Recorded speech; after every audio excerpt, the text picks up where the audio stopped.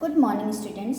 हिंदी विषय के अंतर्गत आज हम पाठ 17 रहस्य खुल गया का अध्ययन करेंगे। ये जासूसी कथा है। पहले पाठ के शब्दार्थ जान लेते हैं। निरीक्षण का अर्थ होता है देखरेख, उत्तरदायित्व, जिम्मेदारी। विच्छेदन काट कर अलग करना। ट्रांसमीटर ध्वनि संकेत भेजने वाला यंत्र। उत्कृष्ट बहुत अच्छा। निष्फल व्यर्थ। विश्वास पात्र भरोसेमंद। नील कटर नाखून काटने का यंत्र। तो शुरू करते हैं आज का पाठ रहस्य खुल गया। प्रतिध्वनि जानते हैं मन की एकाग्रता ही समग्र ज्ञान है। यह कथन स्वामी विवेकानंद द्वारा कहा गया था। एक समय की बात है, अरविंद नाम का एक होशियार लड़का था। उसके पिताजी सेना में मेजर थे। वह अत्यंत साहसी एवं परिश्रमी थे। युद्ध के क्षेत्र में अप्रत्याशित बहादुरी दिखाने तथा कई कठिन कार्यों को सफलतापूर्वक पूरा करने के कारण उन्हें परमवीर चक्र भी मिल चुका था। उनके उत्कृष्ट कार्यों से प्रभावित होकर, उत्कृष्ट यानी बहुत अच्छे कार्यों से प्रभावित होकर, पिछले दिनों सरकार ने उन्हें बहुत ही गोपनीय योजना पूरी करने के लिए नियुक्त किया था। इस महत्वपूर्ण कार्य की पूर्ति के लिए वह प्रतिदिन अपने सहयोगियों के साथ विचार विमर्श करने में लगे रहते थे। लेकिन पिछले 2-3 दिनों से वह बहुत परेशान दिखाई दे रहे थे। कारण था, वह बैठक में जो भी बातें करते वह सभी बातें विद्रोही के पास पहुंच रही थी। वह समझ नहीं पा रहे थे कि आखिर ऐसा कैसे हो रहा है। बैठक में जितने फौजी अफसर भाग लेते सभी उनके बहुत ही विश्वास पात्र थे।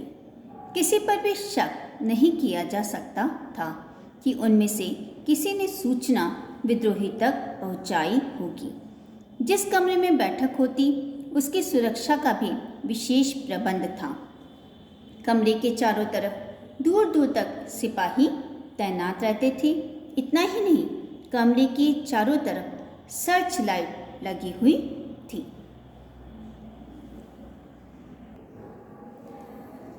सर्च लाइट के द्वारा सुरक्षा में अगर कोई गड़बड़ी हुई हो तो उसका पता लगाया जा सकता है। सेना के जासूसी कुत्ते भी वहाँ हर समय घूमते रहते थे। वो अलग से वहाँ की चौकसी किया करते थे।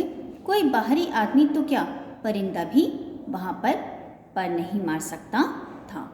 घर में भी अरविंद के पिता परेशान व गंभीर से रहने लगे थे। न किसी से बात करना, न किसी से हंसी मजाक करना। रात दिन बस यही सोचते रहते थे कि सूचनाएं बाहर कैसे पहुँच रही हैं।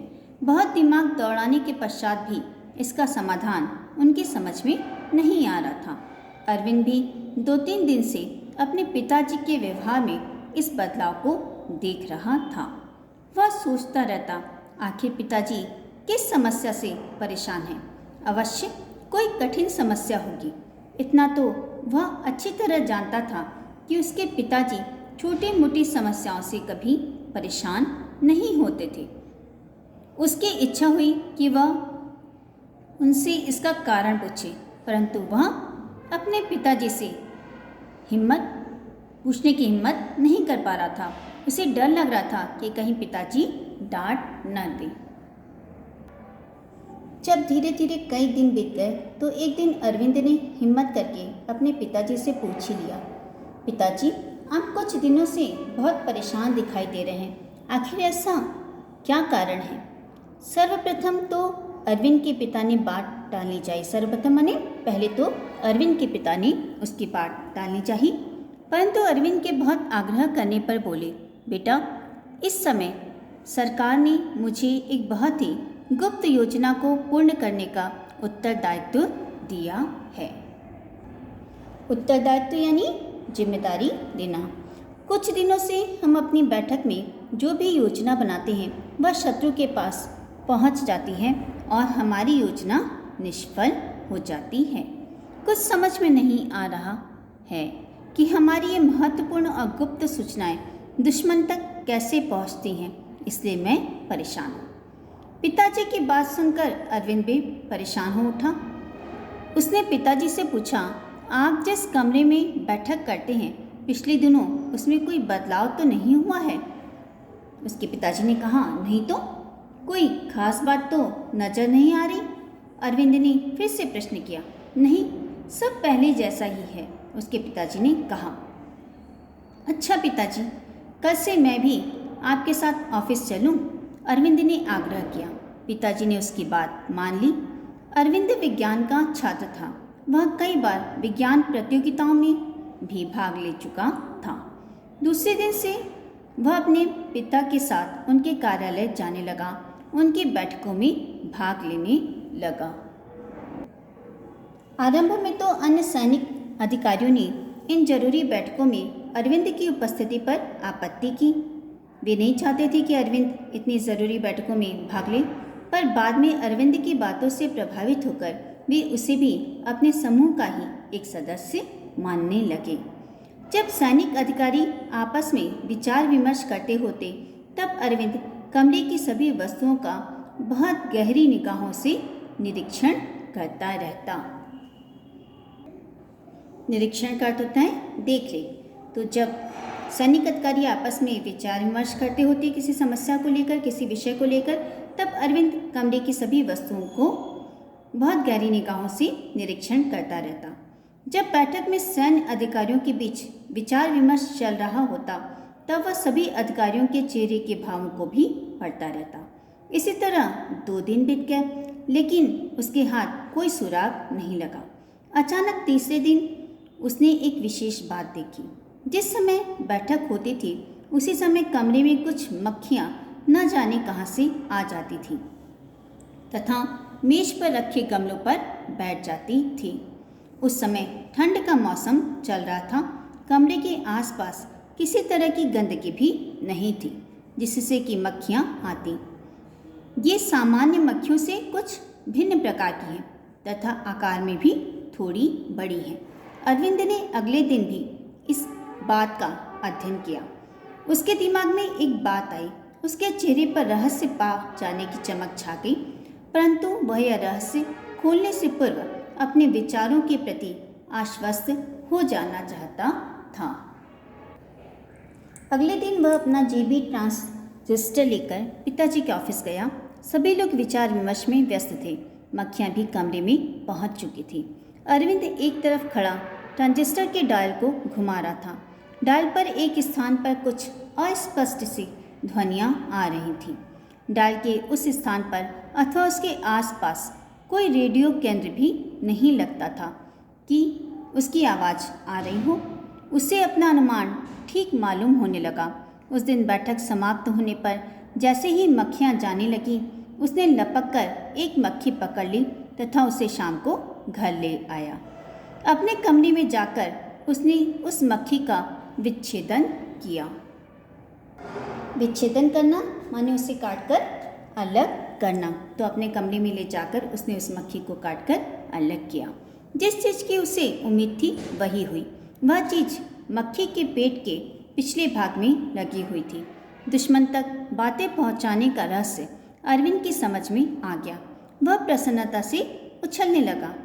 उस रात वह चैन की नींद सोया। सुबह जब पिताजी ऑफिस जाने के लिए तैयार होने लगे, तो वह जल्दी से तैयार हो गया। अरविंद को तैयार होता देख उसके पिता ने कहा, बेटा अब तुम रहने दो। मेरे साथ जाते हुए तुम्हें 4-5 दिन हो गए, परंतु अभी तक कोई सुराग हाथ नहीं आया। अरविंद प्रसन्नता से बोला, पिताजी मैंने रहस्य का पता लगा लिया है। आज ऑफिस में सबके सामने उसे खोलूँगा। यह सुनकर अरविंद के पिता बहुत ही प्रसन्न हुए। उनके चेहरे से मायूसी की सारी रेखाएं मिट गई।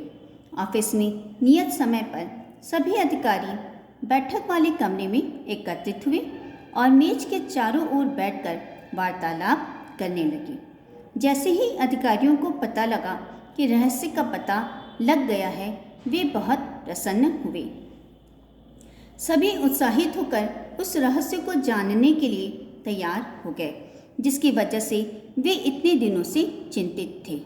सभी लोगों की उत्सुकता को देखते हुए अरविंद के पिता ने उसे इशारा किया कि वह शीघ्रता से उस रहस्य को खोले, परंतु अरविंद को तो मक्खियों का इंतजार था। जैसे ही मक्खियां कमरे में आईं, अरविंद अपने स्थान से उठा तथा उसने झपट कर एक मक्खी पकड़ ली। फिर उसने उसे मेज पर रखकर जेब से नील कटर वाला चाकू निकाला तथा मक्खी का पेट चीर दिया। इसके पश्चात उसने मक्खी के पेट में से छोटा सा ट्रांसमीटर निकालकर सबके सामने रख दिया। सभी अधिकारी हैरान रह गए। अरविंद ने कहा, निरीक्षण के दौरान जब तीसरे दिन मेरा ध्यान इन खास तरह की मक्खियों की तरफ गया तो मैं चौंक पड़ा। उसी समय मैंने सोचा कि हो न हो यहाँ की सूचना विद्रोही तक पहुँचने का रहस्य इन मक्खियों में ही छिपा हुआ है। अगले दिन मैंने इनमें से एक मक्खी का विच्छेदन किया तो सारी स्थिति स्पष्ट हो गई। अरविंद ने आगे बताया, दुश्मन ने इन मक्खियों के अंदर बहुत शक्तिशाली छोटे छोटे ट्रांसमीटर फिट कर दिए हैं। जब मीटिंग शुरू होती है तो वे इन मक्खियों को इस ओर भेज देती हैं। ये मक्खियाँ दुश्मन के हेडक्वार्टर्स से नियंत्रित होती हैं, अतः और कहीं न जाकर ये इसी कमरे में आती हैं। यहाँ आकर गमले, फूलदान इत्यादि पर बैठ जाती हैं और इनमें फिट शक्तिशाली ट्रांसमीटर के जरिए आपकी बातें विद्रोही तक पहुँच जाती हैं। अरविंद रहस्य खुलकर शांत हो गया। सभी अधिकारी अरविंद की तीव्र बुद्धि से बहुत प्रभावित थे। वे उसकी प्रशंसा करने लगे।